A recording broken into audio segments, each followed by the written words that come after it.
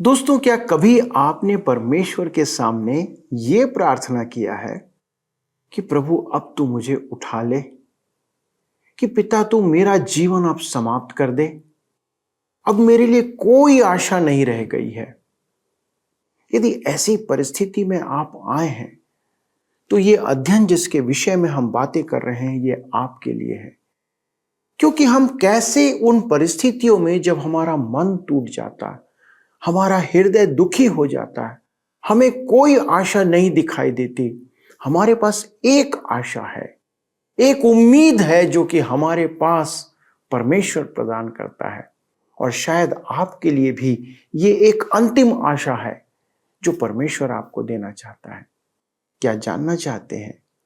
यदि जानना चाहते हैं तो हमारे साथ इस अध्ययन में शामिल हो जाइए।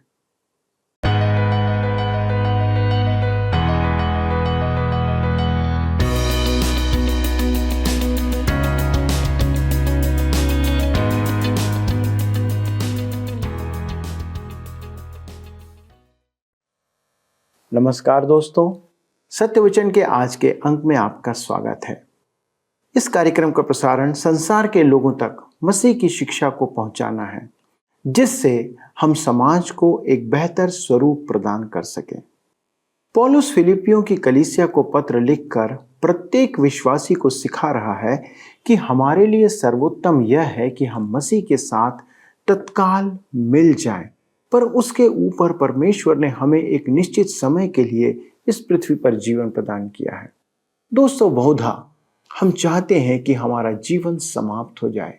कई बार समस्याओं के कारण, बीमारी के कारण और संसार की अनेक परेशानियों के कारण हम जीवन को समाप्त करने के विचार करते हैं या परमेश्वर से कहते हैं कि हे प्रभु, अब तू मुझे उठा ले। पर आप इस बात को स्मरण रखें कि परमेश्वर इन परिस्थितियों के बीच आपको कुछ सिखाना चाहता है। वह आपको और अधिक मजबूत और परिपक्व बनाना चाहता है। इसलिए वह आपके जीवन में उन परेशानियों को आने की अनुमति देता है। दोस्तों, हार ना मानना ही एक जयवंत मसीही जीवन का लक्ष्य होना चाहिए, ताकि आप एक विजेता के समान अपना जीवन पूरा करें। परमेश्वर की प्रतिज्ञा है कि मैं न तुम्हें कभी छोड़ूंगा और न कभी त्यागूंगा। वह सदा आपके साथ बना रहेगा, पर आपको उसके साथ चलते रहने की आवश्यकता है। मित्रों, आइए इस बात की प्रतिज्ञा करें और इसी प्रतिज्ञा के प्रति समर्पण के साथ अपने अध्ययन में आज हम आगे बढ़ते हैं। मित्रों, आइए आज हम अपने अध्ययन में आगे बढ़ें और हम फिलिपियों की पत्र 1 अध्याय उसके 22 पद को पढ़ें।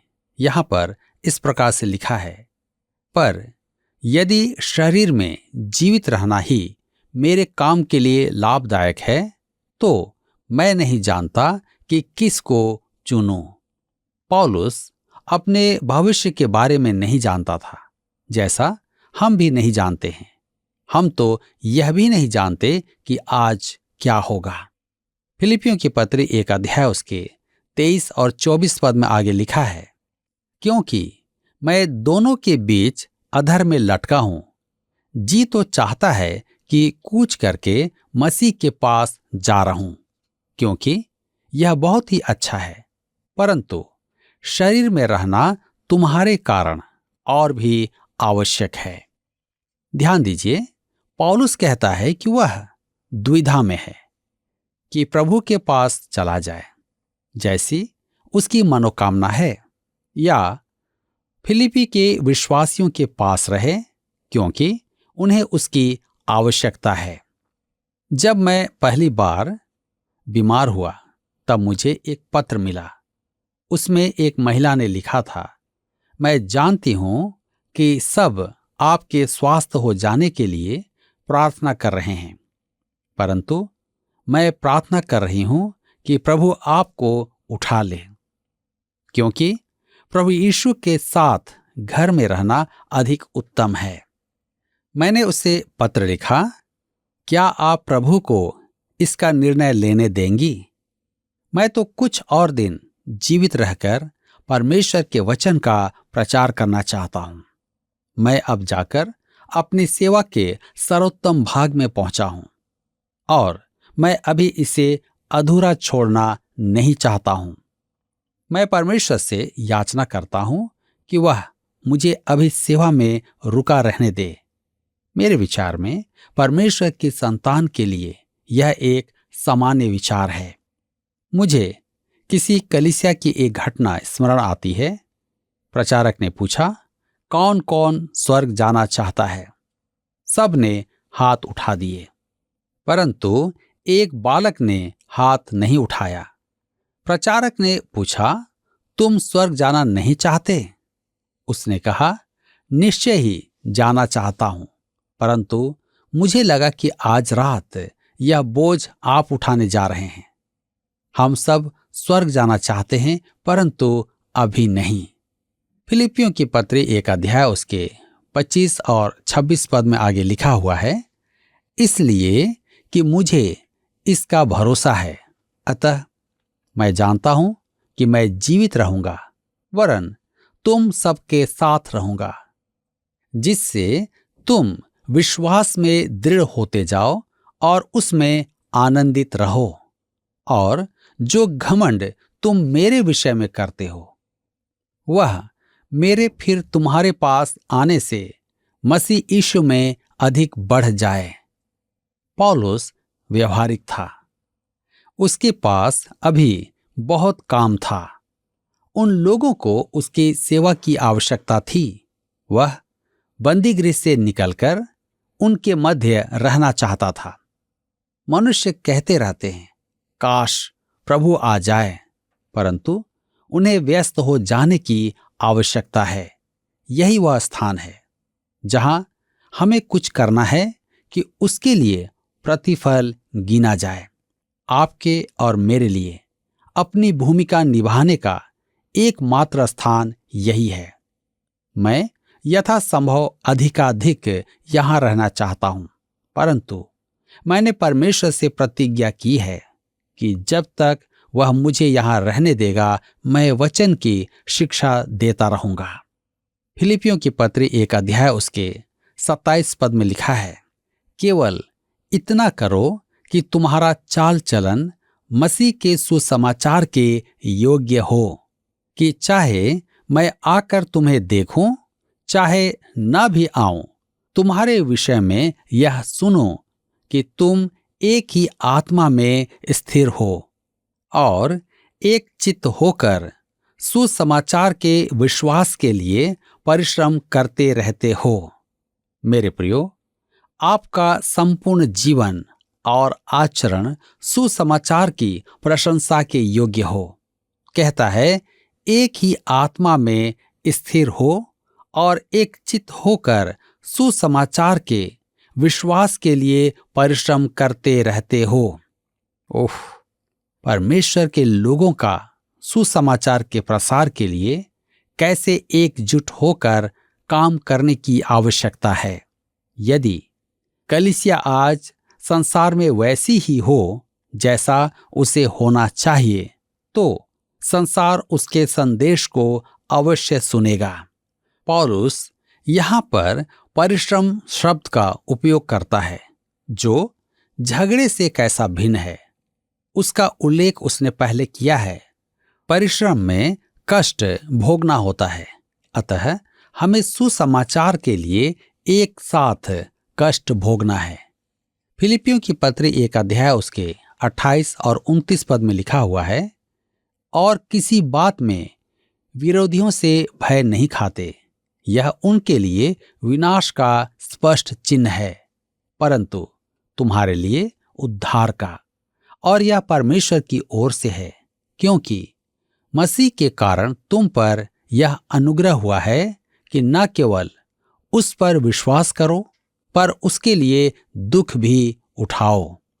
जब आप उस स्थान पर हों जहां प्रभु आपको कष्ट उठाने दे, तो आप प्रभु यीशु की ऊंची बुलाहट में हैं। हम फिलिपियों की पत्री 1 अध्याय के 30 पद में पढ़ते हैं, और तुम्हें वैसा ही परिश्रम करना है जैसा तुमने मुझे करते देखा है, और अब भी सुनते हो कि मैं वैसा ही करता हूं। मेरे मित्रों, पौलुस जानता था कि प्रभु यीशु के लिए कष्ट उठाना क्या है। प्रभु यीशु के लिए कष्ट उठाना आशीष का प्रतीक है, परमेश्वर के दूर होने का नहीं।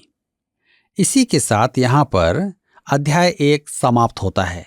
हमने मसीह जीवन का विचार देखा। इस अध्याय का सारांश पद 21 में है, मेरे लिए जीवित रहना मसीह और मरना लाभ। पौलुस मसीही जीवन का आधार प्रकट कर चुका है। मेरे लिए जीवित रहना मसीह और मरना लाभ है। अब वह मसीही जीवन शैली पर कुछ कहने जा रहा है। प्रथम अध्याय में मसीही जीवन का दर्शन शास्त्र बताया गया था। मेरे लिए जीवित रहना मसीह और मरना लाभ है। प्रभु यीशु पौलुस के जीवन का केंद्र था। इस अध्याय 2 में मसीही जीवन शैली दी गई है। यह मसीह का मन है, जैसा हम यहां देखेंगे। यह नकल करना नहीं है। आज मनुष्य मसीह के अनुसरण की चर्चा करते हैं। मैं उनसे पूछना चाहता हूं कि उनके कहने का क्या अर्थ है, विशेष करके जब उनका जीवन उनके कथन के अनुसार नहीं है। क्या वे प्रभु यीशु का अनुसरण करना चाहते हैं? पौलुस कहता है कि प्रभु यीशु मसीही जीवन का नमूना है, तो उसके कहने का अर्थ यह नहीं कि हमें उसकी नकल करना है। वह संचारण की बात कर रहा है, अर्थात हम में मसीह का मन होना चाहिए और यह केवल पवित्र आत्मा के द्वारा ही संभव है। मेरे मित्रों, मुझ पर दोष लगाया जाता है कि मैं हठी हूं और अपनी मनमर्जी करता हूं। ऐसा करके मैं हमेशा ठोकर खाता हूं और कहता हूं, हे प्रभु, मैं तैयार हूं कि अब आगे का काम तू संभाल। यह देखना अति मन भावन है कि प्रभु आगे कैसे काम संभालता है। हमें शांत रहकर परमेश्वर की आत्मा को काम करते देखना सीखना है। मेरे कहने का अर्थ यह नहीं कि हाथ पर हाथ रखकर बैठ जाएं। हमें परमेश्वर द्वारा दिए गए उत्तरदायित्व को पूरा करने में व्यस्त रहना है, परंतु सामर्थ और ऊर्जा परमेश्वर का आत्मा प्रदान करता है। तो आइए अब हम अपने अध्ययन में आगे बढ़ते हुए अध्याय 2 में आते हैं। इस अध्याय में मसीह के मनुष्यत्व के बारे में धर्मशास्त्र में कहे गए आध्यात्मिक कथनों में से एक महान कथन उपस्थित है, जिससे सदियों से चला आ रहा विवाद उत्पन्न हुआ है। सच तो यह है कि इसके कारण यूरोप का विभाजन भी हुआ था। यही मुख्य कारण था। इससे एक विचार यह उत्पन्न हुआ कि मसीह ने स्वयं को ईश्वरत्व से खाली कर दिया, परंतु इस एकमात्र कथन से स्पष्ट होता है कि प्रभु यीशु ने स्वयं को ईश्वरत्व से खाली नहीं किया था। इससे पूर्व कि हम इस विवादित विषय को देखें, हमें इस व्यवहारिक पत्री का व्यवहारिक पक्ष देखना होगा। फिलिपियों की पत्री 2 अध्याय उसके 1 पद में लिखा है, अतः यदि मसीह में कुछ शांति और प्रेम से ढाढ़स और आत्मा की सहभागिता और कुछ करुणा और दया है। ध्यान दीजिए, यदि यहां परिस्थितिवाचक शब्द नहीं है। पौलुस यदि शब्द का उपयोग विवाद करने में भी करता था। पौलुस तर्क के आधार पर विवाद करता था। कहा गया है कि यदि आप पौलुस की बातों में तर्क नहीं देखते तो आप पौलुस के विचारों को पढ़ने में सक्षम नहीं हैं। अतः इसका अनुवाद इस प्रकार है, क्योंकि मसीह में शांति, क्योंकि मसीह में प्रेम से ढाढ़स और क्योंकि आत्मा की सहभागिता और क्योंकि करुणा और दया है। अब इसके परिप्रेक्ष्य में पौलुस कहता है फिलिपियों की पत्री 2 अध्याय उसके 2 पद में, आइए पढ़ें। तो मेरा यह आनंद पूरा करो कि एक मन रहो और एक ही प्रेम, एक ही चित्त और एक ही मनसा रखो। मित्रों, ध्यान दीजिए, वह बंदी गृह में तो है, परंतु वह आनंद मना रहा है, प्रभु में आनंदित है। परंतु वह कहता है कि उसका आनंद तब पूरा होगा जब उसे यह पता चलेगा कि फिलिप्पी के विश्वासियों के जीवनों में सुसमाचार कार्य कर रहा है। इसीलिए वह कहता है, एक मन रहो और एक ही प्रेम, एक ही चित्त और एक ही मनसा रखो। जैसा हमने देखा है कि फिलिप्पी की कलीसिया में एक छोटी सी समस्या थी और वह है मतभेद। पौलुस चाहता था कि वे एक मन रहें। वह उनसे यह नहीं कह रहा था कि वे एक दूसरे की नकल करने लगें। कलीसियाओं में प्रायः दो दल होते हैं, एक पास्टर के पक्ष का और दूसरा उसका विपक्षी दल। ये लोग अपने बारे में नहीं सोचते, वरन अपने अगुवे की नकल करते हैं। एक मन होने का अर्थ है मसीह का मन अपनाना, जिसके कारण अभिव्यक्तियों में अंतर, वरदानों में अंतर, सेवा में विविधता, शिक्षाओं में छोटे मोटे अंतर आदि का स्वीकार करना होता है। इन मतभेदों के कारण हम एक दूसरे का सिर नहीं फोड़ते। यदि हम में मसीह का मन हो तो हम मुख्य मसीही सिद्धांतों पर सहमत होंगे। अब हम आगे पढ़ते हैं। फिलिपियों की पत्री 2 अध्याय उसके 3 पद लिखा है, विरोध या झूठी बड़ाई के लिए कुछ न करो, पर दीनता से एक दूसरे को अपने से अच्छा समझो। पौलुस पहले भी कह चुका है कि कुछ लोग डाह के कारण मसीह का सुसमाचार सुनाते हैं। अब वह कहता है, विरोध या झूठी बड़ाई के लिए कुछ ना करो। मेरे मित्रों, मैं कहना चाहता हूं कि आज कलीसिया में सबसे बड़ी समस्या शिक्षाओं की नहीं है। समस्या का मूल कारण है विरोध और डाह। कुछ लोग स्वभाव से ही समस्या उत्पन्न करने वाले होते हैं। यदि हम इस आदेश का पालन करेंगे, विरोध या झूठी बड़ाई के लिए कुछ न करो, तो मेरे विचार में कलीसिया की 90% वरन 100% समस्या दूर हो जाएगी। यदि आप कलीसियाई सेवा विरोध के कारण कर रहे हैं तो उचित होगा कि कुछ ना करें। जी हाँ, यदि आप नाम कमाने के लिए कलीसिया में सेवा करते हैं तो भी यही बात है। संस्थाओं की सभाओं में जाना मुझे अच्छा नहीं लगता है, क्योंकि वहां गुलदस्ता लाने वाले, कुर्सी लाने वाले आदि अनेकों की सराहना करना सबसे बड़ी बात है। अन्यथा आप समस्या में पड़ जाएंगे। क्या विश्वासियों के लिए आवश्यक है कि उनकी सराहना की जाए, उनकी प्रशंसा की जाए, उनको सिर पर चढ़ाया जाए? वचन कहता है, विरोध या झूठी बड़ाई के लिए कुछ न करें। आप अपना नाम दिखाने के लिए दिखावा न करें। पौलुस आगे कहता है, पर दीनता से एक दूसरे को अपने से अच्छा समझो। शायद यूओदिया और सुन्तुखे की यही समस्या थी। वे संभवतः इस भ्रम में थी कि दूसरी एक को नीचा दिखाना चाहती है। यदि हम इस पद का पालन करें तो हमारी सब समस्याओं का अंत हो जाएगा। जी हाँ, इसके पालन से हमारी झूठी सम्मान की अपेक्षा और पद प्राप्ति की लालसा का उन्मूलन हो जाएगा।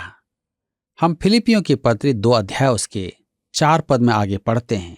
लिखा है, हर एक अपनी ही हित की नहीं वरन दूसरों की हित की भी चिंता करे। ध्यान दीजिए, दूसरों, यह एक महत्वपूर्ण शब्द है। एक बार मैं एक रेडियो कार्यक्रम प्रसारणकर्ता से पत्र और आर्थिक सहयोग पाकर गदगद हो गया। उसने लिखा, आपका कार्यक्रम एक महान आशीष है। मैं उस व्यक्ति को नहीं जानता हूं, परंतु यह अवश्य जानता हूं कि वह प्रभु यीशु का मन प्रकट कर रहा था। वह इस पद के आदेश का पालन कर रहा था, हर एक अपने ही हित की नहीं वरन दूसरों के हित की भी चिंता करे। उसका पत्र मेरे लिए बड़ी ही विनम्रता का अनुभव सिद्ध हुआ। तब वह आगे कहता है, दूसरों, यह इस गद का मुख्य शब्द है। मसीह विश्वास ने इस शब्द दूसरों को महत्व प्रदान किया है।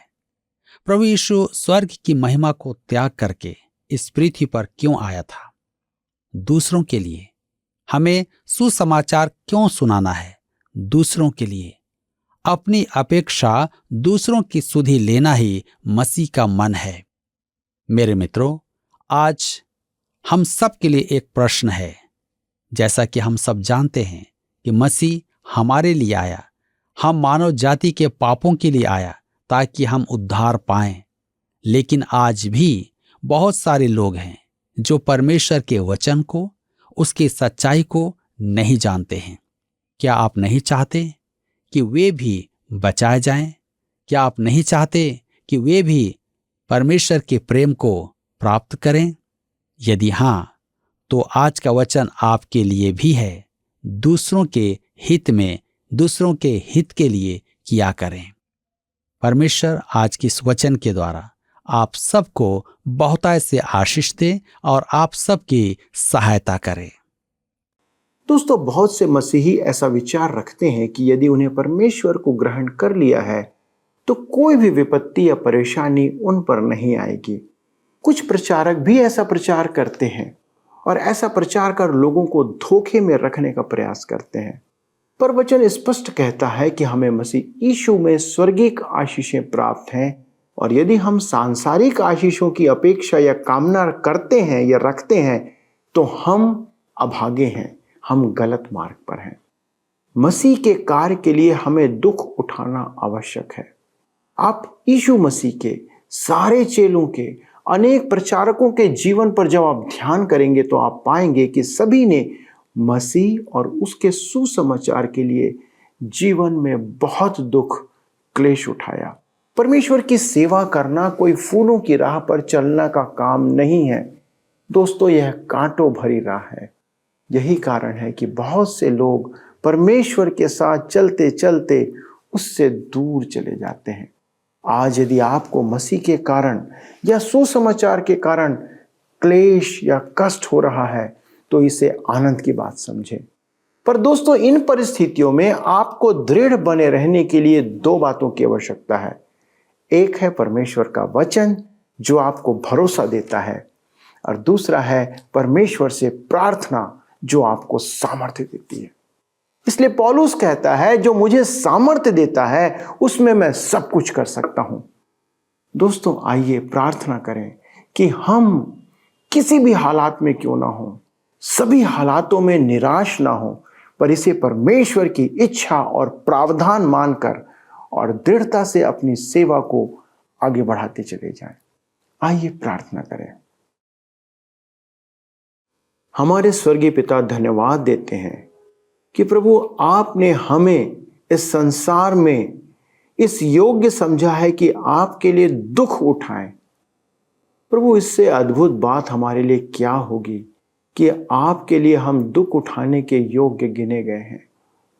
परंतु प्रभु, हम मानव शरीर में मनुष्य होने के नाते अनेक बार इन दुख, परेशानी, विपत्तियों में हम टूट जाते हैं। हमारा विश्वास डगमगा जाता है, हम विचलित हो जाते हैं।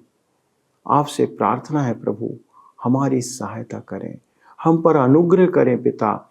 हमारे सारे दर्शक जो हमारे साथ जुड़े हुए हैं, कोई भी मनुष्य प्रभु अपनी निराशाओं में प्रभु आपसे दूर ना हो, परंतु आपके साथ बना रहे।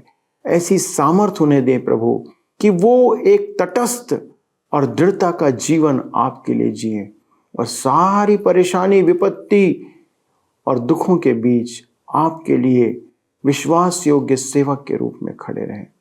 हमारे पास अनेक उदाहरण है प्रभु जिन्होंने दुख और क्लेश उठाए हैं। ऐसा करने की सामर्थ हमें दे, हमारे सारे दर्शकों को दे।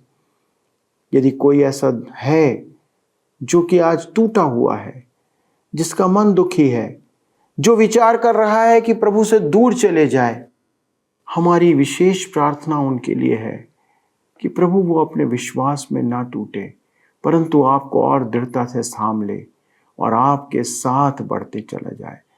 प्रार्थना सुनने के लिए धन्यवाद देते हुए विनती यीशु के नाम से मांगते हैं, आमीन। प्रिय दोस्तों, यदि आपको किसी विषय में हमारी ओर से कोई सलाह चाहिए तो आप हमें फ़ोन या SMS भेज सकते हैं। अगले प्रसारण तक परमेश्वर के इन वचनों में बने रहें और विशेष तौर पर यदि दुख और मुसीबत है तो भी दृढ़ता के साथ परमेश्वर को थामे रहें। प्रभु आपको आशीष दे। आइए अब हम प्रश्न देखें। पिछले प्रश्न का उत्तर है फिलिपियों 1:21। एक मसीही जीवन का सिद्धांत हमें फिलिपियों 1:21 पद में पढ़ने को मिलता है। मेरे लिए जीवित रहना मसीह है और मर जाना लाभ है।